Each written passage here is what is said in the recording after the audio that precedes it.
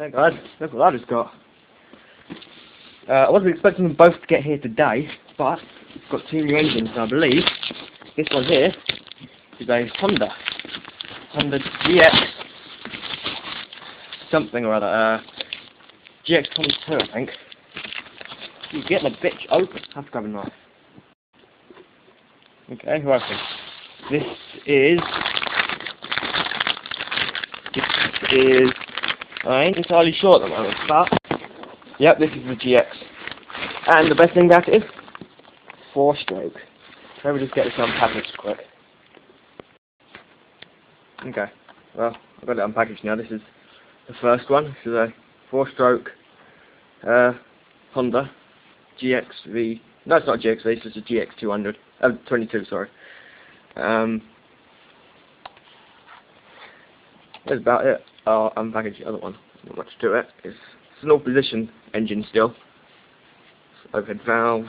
I don't know, the size of the fucking camshaft in this would be fucking tiny. Everything on this engine is going to be tiny. It doesn't have any oil in it, and I don't have any oil to put in it at the moment, so I can't run this one just yet. All-position, self kind of pumping fuel, carburetor, sorry. Honda, no oil in unit. Puts oil before starting. Centrifugal clutch. I can't drive anything off this yet. I am planning on using it for something, but I got it cheap, so I can't complain. In fact, I got it very cheap. These things usually I think cost about £200, and I got this one for about 60 quid. They're not, it's not the best engine Honda ever made, but hey, can't complain. 60 quid. Okay, I'll get the other one unpackaged. This is just a 2-stroke pile of poopy new. Okay, so this is the second engine. This is a El Cheapo strimmer engine. But the only reason it's just I've got a bloody brush cutter with no engine, and this is the engine I'm going to put on it. 40 to 1. The spark arresters on the exhaust there. So I don't see that getting it. Won't ever see that get blocked up. 2-stroke and ickiness and yuck. So, you know what though? It gives me something to do for today. I'm still waiting for some deliveries. I wasn't expecting these to come together. In fact, 2 vans turned up outside my house at the same time and delivered these. So yeah, dipstick on this one. Now let me just point everything out, because this does get me when I watch people on YouTube. They do this to their Hondas. They go to check their oil, they unscrew it, wipe it off like you should, put it in, and then the mistake they make is they screw it back into the block. You don't do that. You take it out, wipe it, put it on, then take it off. That's your true oil reading. Otherwise what will end up happening is, when you screw this down, it pushes the dipstick further into the crankcase, and when we put it out again, it will say your oil level could be at the right level, when actually it's low. And then you can end up damaging your engine. To me, I don't care if you damage your engine or not, I'm just trying to give helpful advice. Just check one thing on this carburetor. Is it a tunable carburetor? Oh no, it's Honda, of course, it's going to be emissions friendly. Oh, it runs lean. It's going to be a leany runny carburetor. There's one thing I didn't check on this. This one here isn't the normal style carburetor. Oh fucking hell, look at the size of the Venturi, it's tiny! Yeah, this is the same. If you can ever find a fucking... There it is. No, it's not that. Come on, where's it gone? There we go.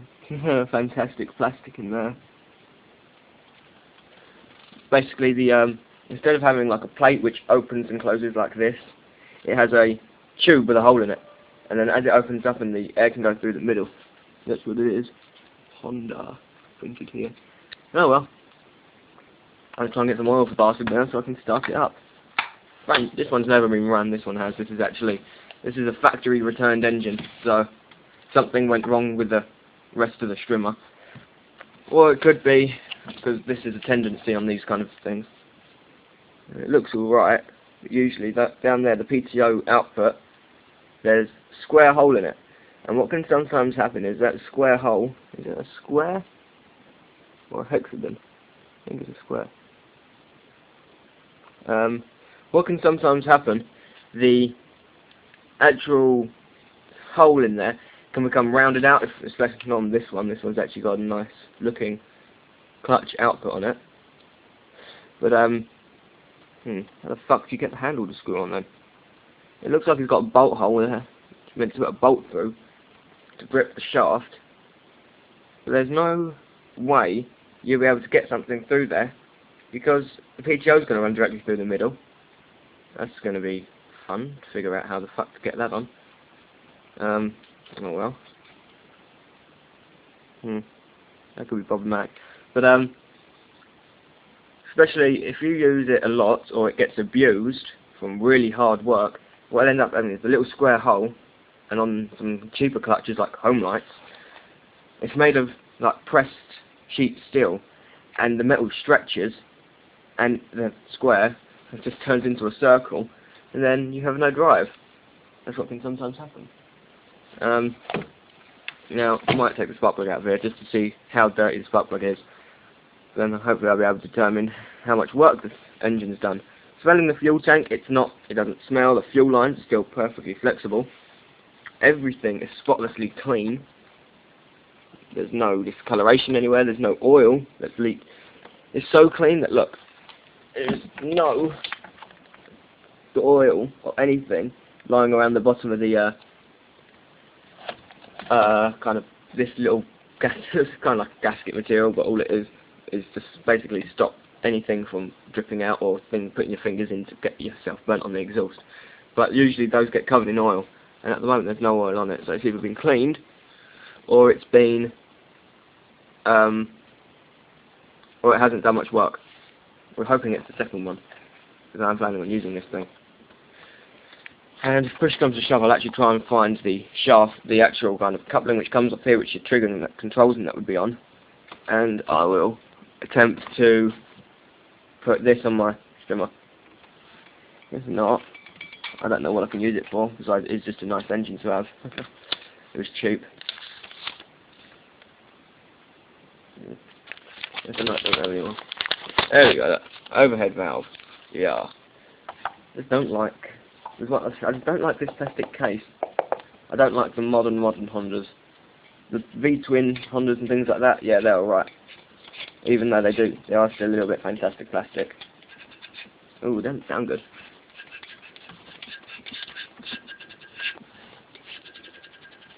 That could be the PCB. Oh, for fuck's sake, both my computers went off. I'm signed in upstairs apparently. Looks like it's got a little fan on there. Yeah, there's a little fucking fan on that. As you can see it. That thing there you can see rotating. It's actually a fan. It's got impeller blades on it. It's like little blades on it. That cannot be to cool the engine down because it's that's on the other side. It rolls in air from the back just under there. Because it can't roll it in from the front. That rolls in from underneath. And you can't really see the holes, but there are holes around the flywheel which pull the air in and blow it across the head. There's a fucking... Oh, by the way, these things have super midget spark plugs in them. You have to with an engine this small. I think it's something like 50cc. No, it's not 50cc. No, I can quickly check. Is a... I'll find the bastard. Alright, no, so... I'll quickly have a quick read. Scroll down, scroll down. Don't want that. You purchase item.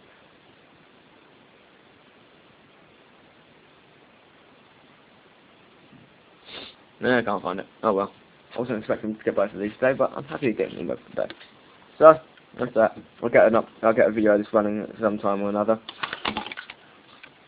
Nice in there, nice and clean. Nice and new. My first brand new engine, besides my radio control car engine. But another Ricky 2-stroke to fuck around with. See you guys later.